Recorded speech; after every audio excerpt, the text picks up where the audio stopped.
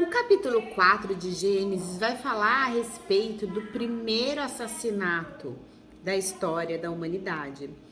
Vai falar sobre a história de Caim e Abel, né? Todo mundo já deve ter escutado a história de Caim e Abel, que é quando um dos irmãos mata o outro irmão por inveja.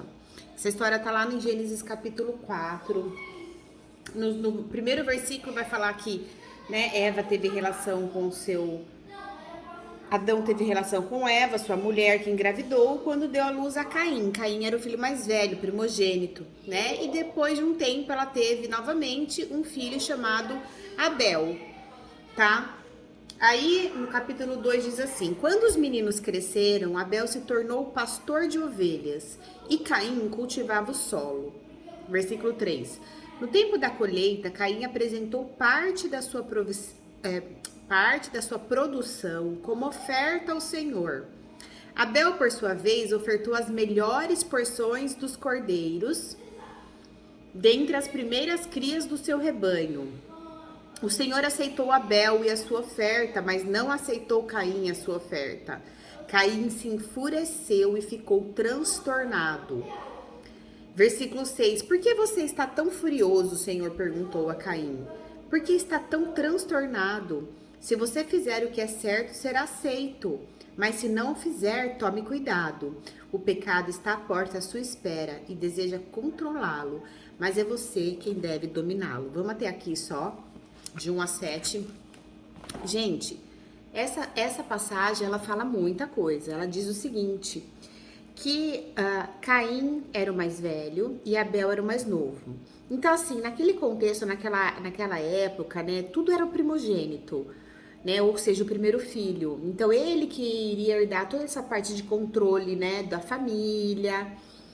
E ele já tinha no coração dele essa questão de querer ser melhor que o irmão. E quando ele oferece aquilo que sobrou, né, da produção dele, e já Abel oferece o seu melhor para Deus, ele oferece as premissas, né? Então, a gente trazendo isso para o nosso dia de hoje, o que a gente tem dado da nossa vida para Deus? O que é mais importante da nossa vida? O nosso tempo também, né? Será que a gente tem dado para Deus aquilo que sobra? Ou nem tem dado? Ou a gente dá as premissas? Ou seja, eu acho muito importante a gente acordar já com o coração, né? Querendo buscar a Deus. Porque é antes da gente começar o dia que Deus está nos dando, essa nova oportunidade de dia.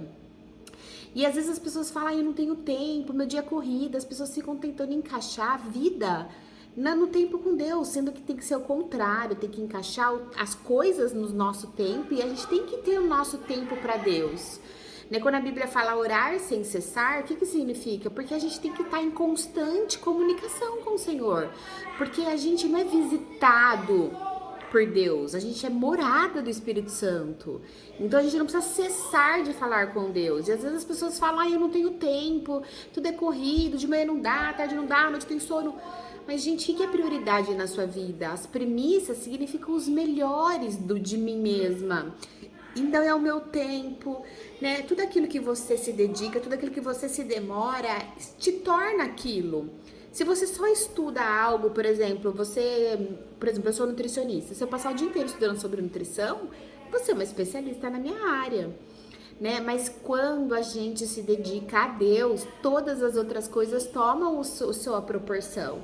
Eu também tenho meu trabalho, tenho a minha casa, a minha família, mas existe uma hierarquia nas minhas prioridades. Então eu tento me organizar para passar tempo com Deus de qualidade. Eu acordo, a primeira coisa que eu faço, né? Meu primeiro bom dia, gente, é pra Deus. Senhor, bom dia, né? Se eu tô mais corrida, vem comigo no dia de hoje. Muda minha agenda se for necessário. O que eu posso fazer pelo Senhor hoje, né? A gente fica só fazendo coisas por nós. E nesse caso, Caim, ele deu aquilo que sobrou. Não tô, né? Isso aqui tá bom, vou dar isso aqui. E Deus conhece o nosso coração. Então, antes de Deus aceitar a nossa oferta, né? Naquela época, eles ofertavam alguma coisa deles. A gente tá ofertando o nosso tempo, né? Até os nossos recursos também. Antes de ofertar, Deus quer saber o nosso coração. Muito mais importante que a oferta é quem a está oferecendo, né? E quando ele percebe que Deus se agrada da oferta do Abel, em vez dele se perguntar se questionar o porquê que ele foi rejeitado, que na verdade não é que ele foi rejeitado, mas houve ali ele percebeu que não agradou, né? Ao invés dele se autoanalisar e ver onde que ele estava errando, né? Ele se comparou e ele ficou com inveja, né? A inveja, ela não só não quer, ela quer o que a pessoa tá tendo, ela quer que a pessoa não tenha. Então ele deixou o coração dele se encher de amargura, né? E o que acontece nisso? Por exemplo, ele sentiu raiva, né?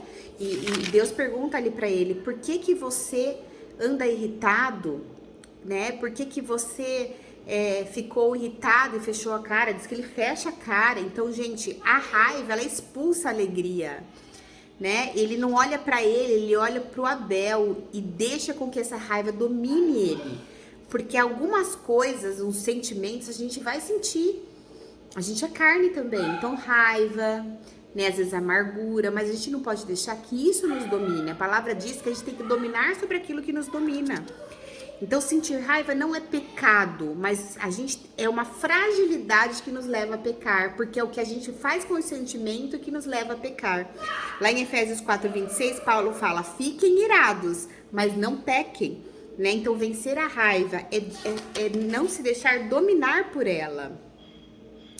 E você pode perceber, Caim e Abel, geralmente a gente fala assim, a pessoa é violenta porque ela tá num contexto social violento. Sim, eu concordo que o meio influencia as pessoas, mas nesse caso, Caim e Abel eram filhos dos mesmos pais, tiveram os mesmos ensinamentos, tiveram a mesma educação, viviam numa época que não tinha poluição, não tinha violência social, né? O mal estava no coração de Caim. E ele se deixou gostar mais dele mesmo, queria ter ao invés de ser, né? E nisso, Abel era temeroso, ele temia a Deus, ele queria dar o melhor, ele amava a Deus, né? Então isso fez a diferença entre eles. Deus está muito mais interessado em quem você é do que no que você faz, né?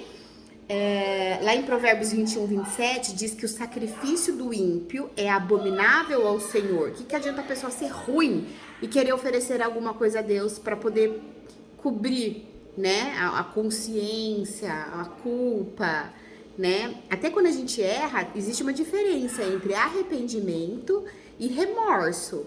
O arrependimento, ele nos mostra quem nós somos, a nossa natureza, e nos faz querer ser diferente, né? O remorso é quando a pessoa sabe que errou e fica com medo das consequências, né? Então que a gente possa sempre analisar aquilo que está acontecendo na nossa vida, não nos comparar com os outros, ficar felizes pelas conquistas dos outros. Isso significa que a gente ama a pessoa independente daquilo que a gente tem ou não, né?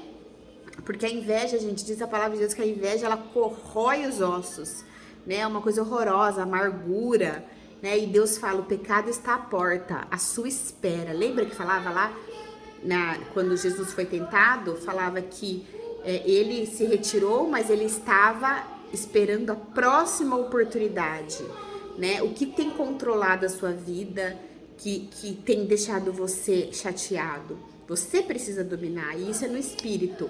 Quanto mais palavra de Deus, mais ouvir a voz de Deus, mais parecido com a natureza de Deus você vai ficando. Nós temos o DNA de Deus. Muitas vezes está lá, enterrado na carne, mas está em nós, né? E quanto mais a gente se aproxima de Deus, mais parecido com a sua natureza a gente fica.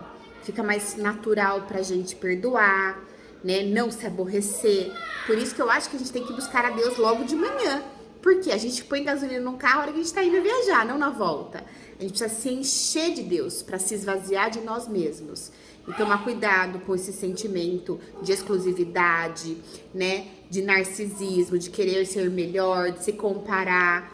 A gente tem que fazer tudo para Deus, não para o próximo. Porque quando a gente coloca as nossas expectativas em pessoas, em coisas, pessoas são falhas e coisas são passageiras. E Deus é eterno, né? Ele não muda, né? Então a gente tem que lembrar sempre disso. Não olhe para os lados, não olhe para trás, olhe para cima.